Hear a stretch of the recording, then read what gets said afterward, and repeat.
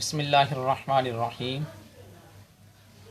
Day series की ये 21st video upload होगी इंशाल्लाह। आज का जो हमारा टॉपिक है वो है मैथमेटिकल इकोनॉमिक्स के अंदर हम डिस्कस करेंगे इकोनॉमिक एप्लीकेशन। इकोनॉमिक एप्लीकेशन के अंदर मेरे पास दो फंक्शन हैं, प्रोडक्शन फंक्शन और कॉस्ट फंक्शन। प्रोडक्शन फंक्शन और कॉस्ट फंक्शन, इसके अंदर हम डिस्कस करेंगे मार्जिनल प्रोडक्शन कैसे निकालते हैं, एवरेज प्रोडक्शन किस तरीके से निकालते हैं, फिर slope of marginal production, slope of cost function. Similarly ये जो प्रोडक्शन भी आ जाएगी और कॉस्ट फंक्शन भी, ये सारे आएंगी। ठीक है, तो इसकी हम एग्ज़ाम्पल्स भी देखेंगे और उसके बाद फिर हम इसकी एक्सरसाइजेस भी करेंगे। ये तमाम की तमाम वीडियोस जो है वो आपको यूट्यूब चैनल के अंदर प्लेलिस्ट के अंदर मिल जाएंगी। ये आपकी ऑनलाइन क्लास हो रही है। अगर आप लोग भी ये क्लास पढ़ना चाहते हैं तो आप कांटेक्ट कर सकते हैं। चलिए हम स्टार्ट करते हैं इसके जो है वो इकोनॉमिक एप्लीकेशन के ऊपर।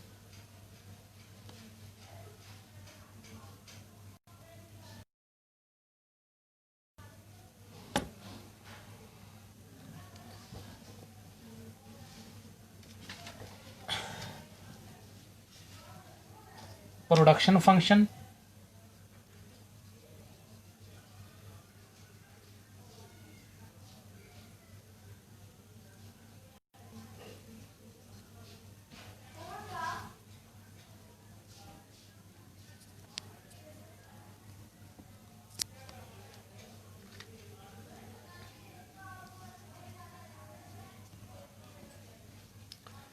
अच्छा जी, प्रोडक्शन फंक्शन के अंदर हम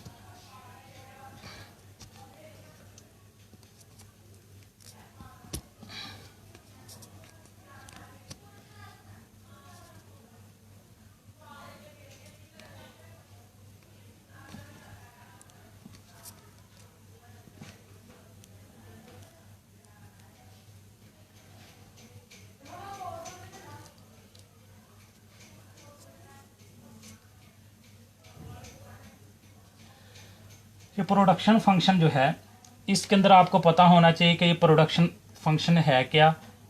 आपको पता है कि प्रोडक्शन जो है, quantity is a function of labour. Labour वालों का ख्याल था, लेबर वालों का जो क्लासिकल थे उनका ख्याल था कि प्रोडक्शन जो है वो आपकी डिपेंड करती है लेबर के ऊपर। लेबर को बढ़ाते जाएं तो प्रोडक्शन आपकी बढ़ती चली जाएगी। वालेकुम अस्सलाम अनमोल भट्टी, क्या हाल चाल है आपका। क्लासिकल जो स्कूल ऑफ थॉट था उनका ख्याल था अगर आप प्रोडक्शन को बढ़ाना चाहते हैं तो फिर आपको लेबर को बढ़ाना है। जैसे जैसे आपके लेबर बढ़ते चले जाएंगे आपकी प्रोडक्शन बढ़ती चली जाएगी। इसके अंदर आपको पता होना चाहिए कि मार्जिनल अगर आपने प्रोडक्शन निकालनी है वो कैसे निकलती है, एवरेज प्रोडक्शन जो है वो कैसे निकलेगी। ठीक है, उसके बाद अगर वो स्लोप की बात करता है तो फिर स्लोप से मुराद क्या है, स्लोप आपने कैसे निकालनी है। ये फार्मूलों की गेम है, फार्मूलों को समझ लें, उसके बाद फिर हम इसकी एग्जांपल करेंगे, फिर आपके प्रॉब्लम आ जाएगी। देखिए, मार्जिनल जो प्रोडक्शन है ये आपका एक फंक्शन था। Output is a function of labour. इसका एक और फंक्शन भी बनता है, ये था प्रोडक्शन फंक्शन। और उसके बाद जब कॉस्ट फंक्शन बनेगा तो वो भी हम देखते हैं। तो इसका एक और भी है कि प्रोडक्शन जो है या तो आपकी लेबर पे डिपेंड करती है या फिर आपके किस पे डिपेंड करती है, कैपिटल पे डिपेंड करती है। ये दो आपके पास फंक्शन है कि अगर आपने अपनी प्रोडक्शन लेनी है, आपने आउटपुट लेनी है, तो वो डिपेंड करती है डायरेक्टली आपके लेबर पे डिपेंड करती है। लेबर को बढ़ाते चले जाएं आपकी प्रोडक्शन बढ़ती चली जाएगी, या फिर कैपिटल पे डिपेंड करती है। कैपिटल के यूनिट बढ़ाएं आपकी प्रोडक्शन बढ़ती चली जाएगी। ठीक हो गया। अब हम अगली ये बात करते हैं। वालेकुम अस्सलाम, हाँ जी हबीबुल हक, क्या हाल चाल है आपका। अगली हम बात ये करते हैं कि मार्जिनल प्रोडक्शन कैसे निकलेगी। मार्जिनल जब आपने प्रोडक्शन निकालनी है तो आपने डेरिवेटिव लेना है। आपने क्या करना है, आपने डेरिवेटिव लेना है। ठीक है, आपने डेरिवेटिव लेना है, इसका डेरिवेटिव लेना है with respect to labour, derivative with respect to capital. अगर आपसे मार्जिनल प्रोडक्शन का, यानी कि क्या हो जाएगा, derivative of quantity with respect to derivative of labour. क्यों जी, क्लियर होगी बात यहां तक? एवरेज अगर आपने निकालनी है तो आप एवरेज कैसे निकालेंगे? आपको पता है कि एवरेज निकालने के लिए आप जो इसको डिवाइड करेंगे इस पे,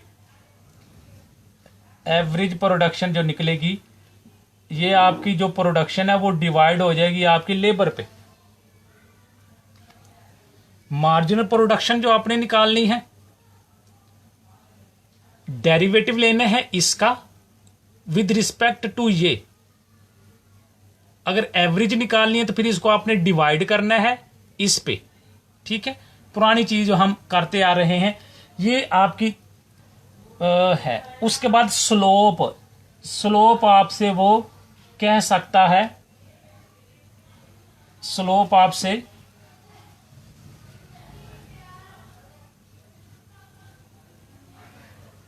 ठीक है जी, स्लोप आपसे वो इसकी मांग सकता है, इसकी मांग सकता है, इसकी मांग सकता है। स्लोप का क्या मतलब है? स्लोप का मतलब है डेरिवेटिव। ठीक है जी, स्लोप का मतलब है डेरिवेटिव। अगर वो कहता है कि इसकी स्लोप दें तो फिर आपने इसका डेरिवेटिव निकालना है। कैसे? इसी का derivative of marginal production with respect to labour. अगर वो कहता है कि इसकी स्लोप निकालें एवरेज प्रोडक्शन की तो फिर आपने इसका डेरिवेटिव लेना है। अगर वो कॉस्ट के कहते हैं तो फिर आपने कॉस्ट का, अगर वो आउटपुट का कह रहा है, जिसका भी कहे गए आपने उसका जो है वो डेरिवेटिव लेना है। स्लोप का मतलब है डेरिवेटिव। दूसरे लफ्जों में कि ये डबल डेरिवेटिव होता है। अगर वो आपसे इसका डेरिवेटिव मांग रहे, इसका मतलब है डबल डेरिवेटिव है। पहले तो आपको जो है नहीं, अगर इसका डेरिवेटिव मांगते हैं इसका मतलब डबल डेरिवेटिव है। पहले आपने जो है मार्जिनल प्रोडक्शन मालूम करनी है, इसकी मार्जिनल प्रोडक्शन मालूम करनी, इसका डेरिवेटिव निकालना है, उसके बाद अगेन इसका डेरिवेटिव लेना है, इसी का जो निकला होगा। चलें अब हम आगे एग्जांपल्स करते हैं तो मजीद क्लियर हो जाएगा। पहले नंबर पे हम प्रोडक्शन को ले रहे हैं, उसके बाद फिर हम कॉस्ट की तरफ आते हैं। पहले हम बात करते हैं प्रोडक्शन। प्रोडक्शन के लिए एक एग्जांपल मैं ले रहा हूं, एग्जांपल नंबर 1। ये क्या है? Q इक्वल है 10L minus 15L square plus 3L cube.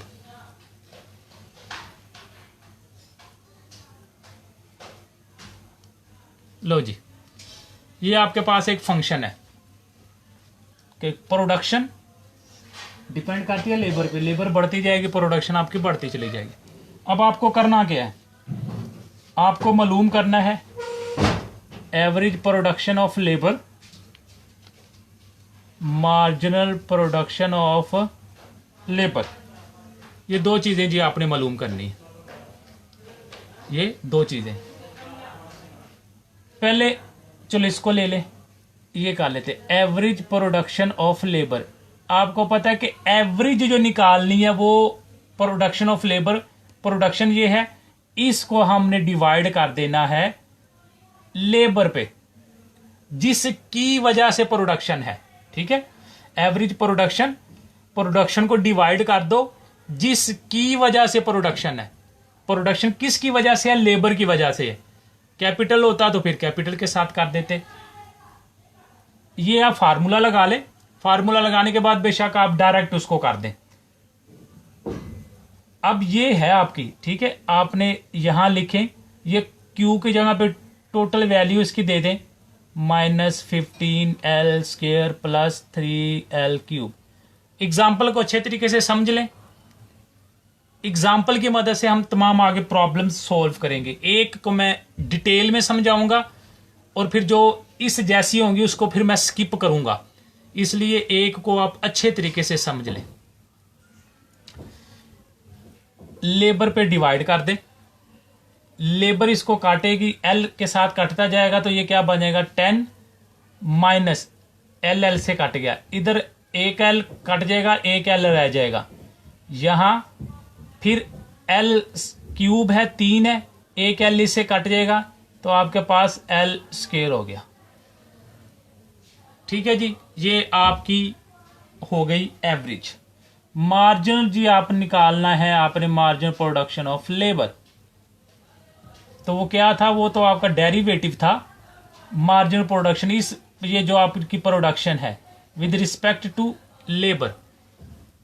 ठीक हो गया, ये है आपका, इसमें करें जी, डेरिवेटिव इसका लेना है विद रिस्पेक्ट टू लेबर, इसका मैंने डेरिवेटिव लिया तो पावर फंक्शन, ठीक है, एल 1 मल्टीप्लाई हो जाएगा 10 के साथ, और एल में से एक आप माइनस कर देंगे तो ये कट जाएगा, प्लस का माइनस का आपस में कट गए, जस्ट आपके पास 10 रहा। ये डिफरेंशिएशन मैंने जो है डिफरेंशियल की वीडियो भी अपलोड की हुई है, उसके अंदर मैंने ये सारे रूल्स विद एग्जांपल्स करवाए हुए हैं। तो मजीद आप अगर रूल्स वगैरह इसके सीखना चाहते हैं डिफरेंशिएशन के, तो फिर आप उस वीडियो को जाके देखें, उसके अंदर ये सारे आपको रूल्स मिल जाएंगे।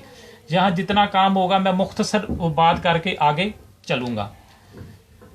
ये स्क्वायर 2 जो है पावर इसके साथ मल्टीप्लाई हो जाएगी, 30 हो गया, और एक इसमें से एल में से निकल जाएगा तो जस्ट एल बचा, प्लस फिर ये 3 से मल्टीप्लाई होगा, 3 3 3 9 और एल स्क्वायर। हाँ जी, ये क्लियर है? यहाँ तक कोई प्रॉब्लम, कोई चीज़ पूछने वाली आपको ना समझ आ रही हो? ये मैंने मार्जिनल प्रोडक्शन ऑफ लेबर निकाल ली, कैसे निकाल ली? डेरिवेटिव के साथ। ठीक हो गया। अब अगली बात स्लोप।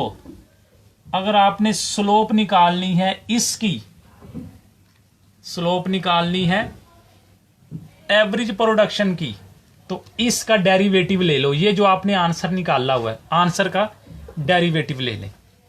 ठीक है, इसका अगेन डेरिवेटिव ले लें। अगर वो कहते हैं स्लोप निकाले मार्जिन प्रोडक्शन की, तो फिर आप ये जो आंसर निकाला है इसका आप डेरिवेटिव ले लें। ठीक हो गया। यहां तक आपको कोई चीज का नहीं पता चला तो आप मुझसे पूछ सकते हैं। ओके, अच्छा, अब आप एग्जांपल नंबर 2 सेम है आपकी। इसमें आप लेबर फंक्शन था, उसमें आपका कैपिटल फंक्शन है क्लासिकल वाले, उसमें आपने कैपिटल को बढ़ाते चले जाएं तो आपकी प्रोडक्शन जो है वो बढ़ती चली जाएगी। ठीक हो गया। अच्छा, अब मैं आगे जो है वो कॉस्ट फंक्शन की तरफ आने लगा। ये 2 एग्जांपल इसकी थी, एक मैंने करवा दिया है, एक आपने खुद करनी है। अब हम कॉस्ट की तरफ आते हैं, तो कॉस्ट भी सेम जिस तरह प्रोडक्शन फंक्शन था उसी तरीके से चलेगा, लेकिन थोड़ा सा इसके अंदर जो है वो चेंज आएगी, वो हम चेंज पे भी डिस्कस करते हैं। पहले नंबर पे हम बात करते हैं, ये है क्या? कॉस्ट फंक्शन जी। कॉस्ट आपकी जो है कॉस्ट फंक्शन जो है वो cost is a function of quantity. Cost is a function of quantity. वो कहते हैं भाई क्वांटिटी बढ़ाओगे, यूनिट ऑफ प्रोडक्शन बढ़ेंगे तो आपकी कॉस्ट भी बढ़ती चली जाएगी। कॉस्ट बढ़ेगी, आपके यूनिट अगर बढ़ेंगे। ठीक है। अच्छा, अब जो है 2 एक चीज़ें यहाँ आपने समझनी है, 2 एक चीज़ें यहाँ समझ के चलनी है। ये सारे पुराने फंक्शन उसी तरीके से मार्जिनल प्रोडक्शन निकालें, नहीं यहाँ जो प्रोडक्शन तो नहीं है ना, कॉस्ट आप कर रहे हैं। ठीक है, यहाँ मार्जिनल कॉस्ट आ जाएगी और एवरेज कॉस्ट आ जाएगी, इस तरीके से मार्जिनल कॉस्ट। तो कैसे निकलेगी? इसका आप डेरिवेटिव ले लेंगे विद रिस्पेक्ट टू आपका यूनिट या जिसकी वजह से कॉस्ट जनरेट हुई। मार्जिनल कॉस्ट का मतलब है डेरिवेटिव कॉस्ट का, जिसकी वजह से कॉस्ट जनरेट हुई। एवरेज कॉस्ट वही चीज, आपकी जो टोटल कॉस्ट है उसको डिवाइड कर दो, जिसकी वजह से आपकी ये कॉस्ट जनरेट हो रही है, जिसकी वजह से कॉस्ट जनरेट हो रही है उस पर आप डिवाइड कर दें। एवरेज कॉस्ट वही जिस तरह आपने प्रीवियस प्रोडक्शन में किया, इसमें भी ये हो गया। स्लोप भी आपकी इसी तरीके से होगी। अच्छा, अब एक अगली चीज समझने वाली, तवज्जो से मैं एग्जाम्पल कोड करने लगा हूं और फिर उसका हम समझते हैं। एग्जाम्पल हम ये लेते हैं कि मेरे पास ये कॉस्ट है, मेरे पास, हाँ, एग्जाम्पल नंबर 3 का एक फंक्शन मैं ले रहा हूं। एग्जाम्पल नंबर 3 का जी, इफ कॉस्ट, वो कहते हैं सी इक्वल है, एग्जाम्पल नंबर 3 के अंदर मैं ले रहा हूं सी, कहते हैं सी इक्वल है किसके, 1000 plus 25 Q minus 5 Q square plus Q cube. तवज्जो भाई, गौर से समझना है। ये आपकी है कॉस्ट। आपको पता है कॉस्ट जो है वो मजमुआ होती है, कॉस्ट आपको पता है मजमुआ होती है किसका, इसमें आपके पास आ जाता है total fixed cost plus total variable cost. ठीक है ना, कॉस्ट आपका मजमुआ है टोटल फिक्स्ड कॉस्ट का और टोटल वेरिएबल कॉस्ट का। इस फंक्शन में देखें, ये जो आपकी आ रही है, ये जिसके साथ क्यू नहीं है, ये आपकी टोटल फिक्स्ड कॉस्ट है, जिसके साथ क्यू नहीं है, और जिसके साथ क्यू लगा हुआ है ये आपकी टोटल वेरिएबल कॉस्ट है। को समझ आई बात की? जिसके साथ क्यू नहीं लगा हुआ वो आपकी है टोटल फिक्स्ड कॉस्ट, जिसके साथ क्यू लगा हुआ है, क्योंकि वेरिएबल कॉस्ट जो है वेरी करती है, it depends upon number of units. जैसे जैसे यूनिट बढ़ेंगे आपकी वेरिएबल कॉस्ट बढ़ेगी। ठीक है, जैसे जैसे यूनिट बढ़ेंगे आपकी वेरिएबल कॉस्ट बढ़ेगी। तो ये क्यू जो है वो आपके यूनिट्स हैं, तो ये आपकी सारी वेरिएबल कॉस्ट कहलाई। तो फिक्स्ड कॉस्ट का ताल्लुक यूनिट के साथ नहीं होता, प्रोडक्शन के साथ नहीं होता। चाहे आप एक भी यूनिट ना पैदा करें फिर भी आपको वो कॉस्ट उतनी देनी पड़ेगी। ठीक हो गया, लेकिन उसकी एवरेज कॉस्ट जो है वो फिक्स्ड कॉस्ट की वो कम होती चली जाती है। जैसे जैसे आप यूनिट बढ़ाते जाते हैं आपकी एवरेज कॉस्ट जो है वो कम होती चली जाती है। अच्छा अभी यहां एक और चीज समझे, ये हमें पता चल गया टोटल फिक्स्ड कॉस्ट है, ये टोटल वेरिएबल कॉस्ट है। अब अगर वो आपसे कहते हैं एवरेज मालूम करें, अगर वो ये कहते हैं एवरेज मालूम करें, तो फिर आपने क्या करना है, इसको फिर टोटल को खत्म कर देना, फिक्स्ड कॉस्ट को आपने डिवाइड कर देना है यूनिट पे। बात समझ में आ गई है? ये आपकी पास आ गई एवरेज फिक्स्ड कॉस्ट, इसकी वो एवरेज कहता है।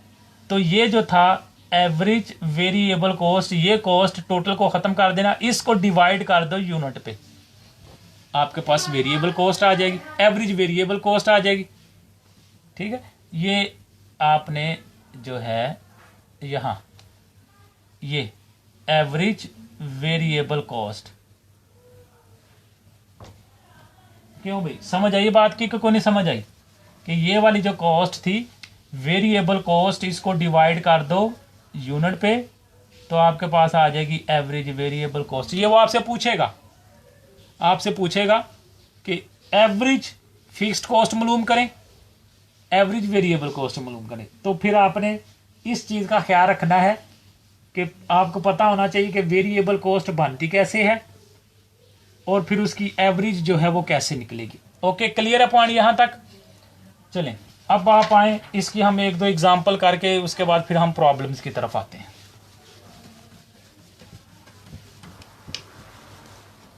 फिक्स्ड को प्रोडक्शन हो चुका। अब मैं आपको फिक्स्ड कॉस्ट के ऊपर जो है वो करवाऊंगा। ये कॉस्ट का करते हैं हम। एग्जाम्पल नंबर 1 पे आ जाएं जी। C इक्वल है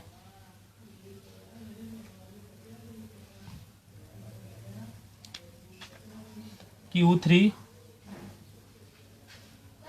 minus 12 Q square plus 60 Q। लो जी, ये आपका जो है वो कॉस्ट फंक्शन है, आपका कॉस्ट फंक्शन। इसको देख लें, वो सारी पुरानी चीज़ें जी। इसका आपने जो है पहले कहता है जी एवरेज कॉस्ट मालूम करें, फिर मार्जिन कॉस्ट मालूम करें, फिर इसकी स्लोप मालूम करें एवरेज कॉस्ट की, फिर आपने मार्जिन, इसका मार्जिन फंक्शन देखो, slope of average cost and margin cost, यानी कि मार्जिन कॉस्ट की भी आपने स्लोप निकालनी है। तीसरा पॉइंट जो है वो समझने वाला है। ये क्लियर है ना बात? एवरेज कॉस्ट कैसे निकलेगी? एवरेज कॉस्ट निकालनी है तो फिर आपने एवरेज कॉस्ट निकालनी है तो आपने इस कॉस्ट को डिवाइड कर देना है यूनिट पे। ठीक है, चलें कर ही लेते हैं। ये आपके पास हो गया Q3 minus 12 Q square plus 60 Q divided by Q। Simple करें, Q से कट गया, Q स्क्वायर माइनस फिर Q इससे कट गया 12Q प्लस Q से काट गया 60। ओके, मार्जिनल कॉस्ट कहते हैं निकालें। मार्जिनल कॉस्ट आपको पता है वो डेरिवेटिव आपको करना पड़ेगा कॉस्ट का, और फिर ये करेंगे आप विद रिस्पेक्ट टू यूनिट। निकालें इसका डेरिवेटिव, 3Q स्क्वायर हो जाएगा पावर फंक्शन के साथ, माइनस 12 को 2 से मल्टीप्लाई करें 24Q हो गया प्लस 60। क्यों भाई, क्लियर है यहां तक? अब अगली जो बात है, तीसरा पॉइंट वो ये कहता है कि आपने ये बताने है, क्वांटिटी बतानी है, आउटपुट बतानी है कितनी होनी चाहिए, जहां आके मार्जिनल कॉस्ट इक्वल हो जाए एवरेज कॉस्ट के, कि मार्जिनल कॉस्ट और एवरेज कॉस्ट जो है वो बराबर हो जाए। अब आपने क्या करना है, इसकी जगह ये वैल्यू पुट करें, मार्जिनल कॉस्ट का जो आपने निकाला हुआ है, एवरेज कॉस्ट जो निकाला है, वो दोनों की जगह पे वैल्यू पुट करें, फिर इसको सिंपल करें। तो मैंने क्या मार्जिनल कॉस्ट ये निकाल ली है, वो है 3Q square minus 24Q plus 60 equal average cost मैंने ये निकाल ली है Q square minus 12Q plus 60। Simple करें इसको, इधर उधर लेके राइट लेफ्ट करते हुए, तो आपके पास जो है, मैं अब आंसर लिखने लगा हूँ। ठीक है, आपने इसको सिंपल कर लेना है जिस तरह मैंने आपको बताया है। तो मैं सिंपल करता हूँ, तो इसके अंदर मेरे पास एक Q वैल्यू आ जाती है 0 और एक Q वैल्यू आ जाती है 6। तो 0 जो है वो नहीं हो सकती। ठीक है, 0 क्वांटिटी 0 कभी नहीं होती, इसलिए आपका 0 आंसर नहीं बनेगा। ना ही माइनस में क्वांटिटी होती है, क्वांटिटी एवरी टाइम जो है वो आपकी प्लस में होगी, पॉजिटिव में होगी, 6 आ जाएगी। ओके, अब आप ये चेक करें 6 की मदद से कि आया कि वाकई आपका आंसर ठीक है, आपका काम खत्म हो गया। यही उसने मांगा था कि आपने बताना है कि क्वांटिटी जो है वो आपके 6 यूनिट होने चाहिए। अपने तौर पे, अपने नॉलेज के लिए, अपना जो है वो पावरफुल अपने कॉन्सेप्ट को करने के लिए, वो जो 6 आपने क्यों निकाला है, दोनों साइडों पे पुट करके देखो, आंसर आपका सेम होना चाहिए, इसका आंसर इसके बराबर होना चाहिए, फिर आपने इसका मतलब सही निकाला। तो 6 मैंने यहां पुट किया, 6 स्क्वायर माइनस 12 यहां 6 हो गया प्लस 60। ठीक है जी, ये कितना हो जाएगा, ये 6 6 36 हो जाएगा, प्लस माइनस 12 को 6 से मल्टीप्लाई कर दें, 60 हो गया, 12 5 60 और ये ठीक है, स्क्वायर माइनस 12 ठीक है। हाँ नहीं, 12 6 72 ठीक है, 60 नहीं, 12 5 8 12 5 8 12 6 72। अब ये देखें, ये प्लस आपस में इकट्ठे हो जाएंगे, 36 और 60 कितना हो जाएगा, ये 60 3 90 96 माइनस 72। तो सिंपल मैं करता हूँ, 96 में से 72 निकाल दूँ तो ये 4 हो गया, 7 8 9 24 हो गया। ठीक है जी, ये मेरे पास इसका आंसर निकला। इसको मैं सिंपल करता हूँ, इधर भी मैंने 6 पुट कर दिया, स्क्वायर माइनस 24 6 प्लस 60। ये पहले स्क्वायर को सिंपल करो, उसके बाद फिर इसे मल्टीप्लाई करना है 3 के साथ। 6 को 6 से मल्टीप्लाई किया 36 हो गया, 36 को 3 से मल्टीप्लाई किया तो कितना हो जाएगा, 6 3 18, एक असल 3 3 9 9 और 1 10, 100 कितना हो गया, 8 हो गया। 24 को 6 से मल्टीप्लाई करें, 6 4 24, 2 हासिल, 6 को 2 से मल्टीप्लाई करें 12 12 13 14, 144 प्लस 60। ये प्लस है, ये प्लस है, दोनों को इकट्ठा कर लें, 108 और 160 जो है खाली बन जाएगा 168 हो गया, माइनस 144। 168 में से 144 को निकालें तो आपके पास आ जाएगा 24। इसका मतलब है ये जो आपने आंसर निकाला है ये ठीक निकला। ठीक है जी, बात समझ में आ गई। आपने बताया कि 6 क्वांटिटी आप रखेंगे जिसके ऊपर आपका मार्जिनल कॉस्ट और एवरेज कॉस्ट बराबर हो जाए, तो आप देखें ये दोनों बराबर हो गए हैं, इसका मतलब हमारा पॉइंट ठीक है। अब आप आए जी एग्जांपल नंबर 3, आप 2 जो है एज इट इज ही हो जाएगी। एवरेज कॉस्ट निकालनी है, फिर आपने स्लोप निकालनी है एवरेज कॉस्ट, यानी कि उसका फिर डेरिवेटिव निकाल लेना है। मार्जिन कॉस्ट निकालनी है, फिर आपने मार्जिन कॉस्ट का डेरिवेटिव निकालना है। ठीक है, अब मैंने जो एक बात समझानी है और मैंने वो समझा भी दी है स्टार्ट पे, लेकिन आपका वो प्रैक्टिकल करवाने के लिए वो हम जो है प्रैक्टिकल करने के लिए जो है हम अब देख रहे हैं इसका तीसरा पॉइंट एग्जांपल नंबर जी 3, जिसके अंदर आपने बात की है वो कितना है, 1000 प्लस 25 क्यू माइनस 5 क्यू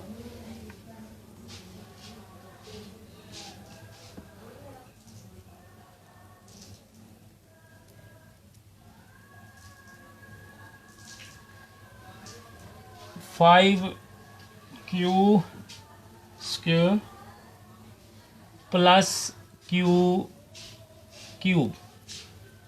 अच्छा, अभी यहाँ जो पॉइंट अब हमने समझना है वो पॉइंट नंबर 3 समझना है। आपने मालूम करना है एवरेज वेरिएबल कॉस्ट, फिर चौथे पे आपने जाके क्यू वैल्यू निकालनी है जहां आपकी एवरेज वेरिएबल कॉस्ट और मार्जिनल कॉस्ट इक्वल हो जाए।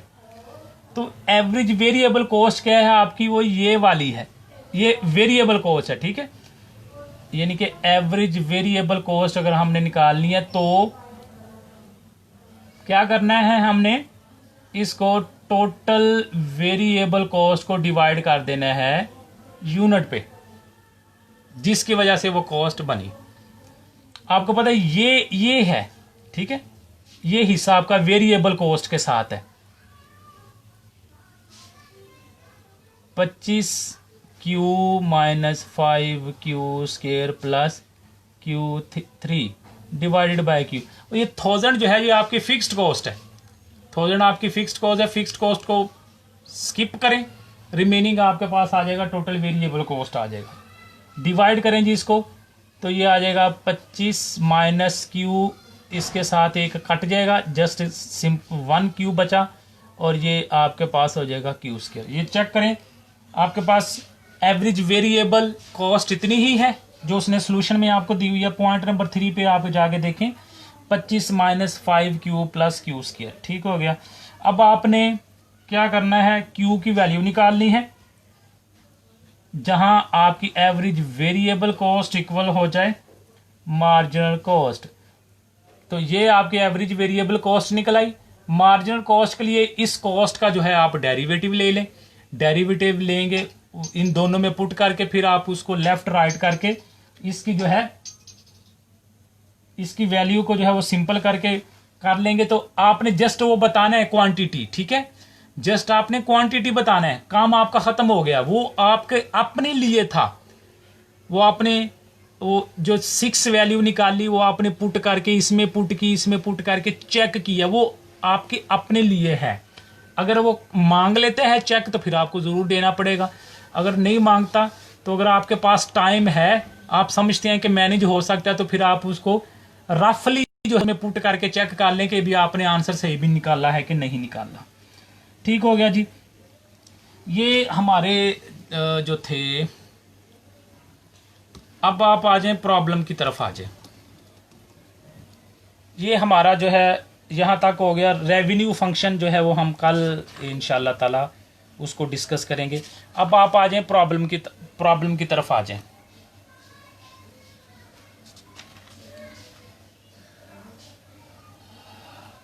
एक्सरसाइज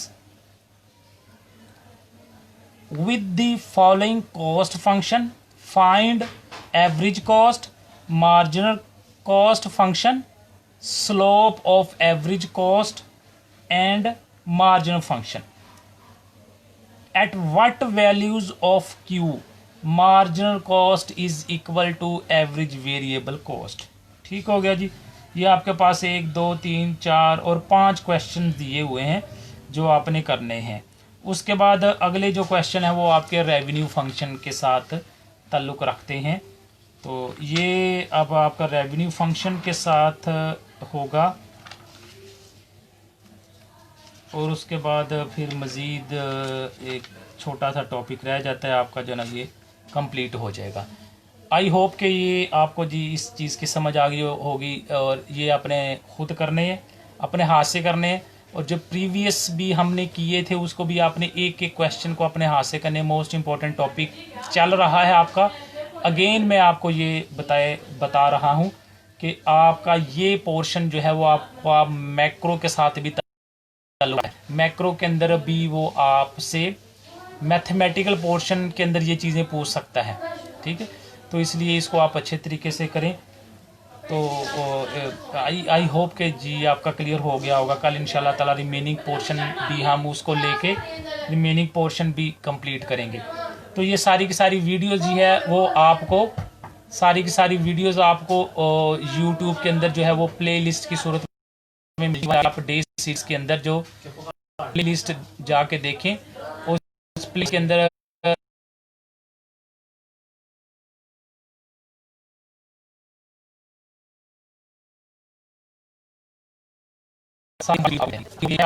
रिमेनिंग इस टॉपिक के साथ डिस्कस करेंगे। तब तक के लिए बेस्ट ऑफ लक एंड अल्लाह हाफिज़।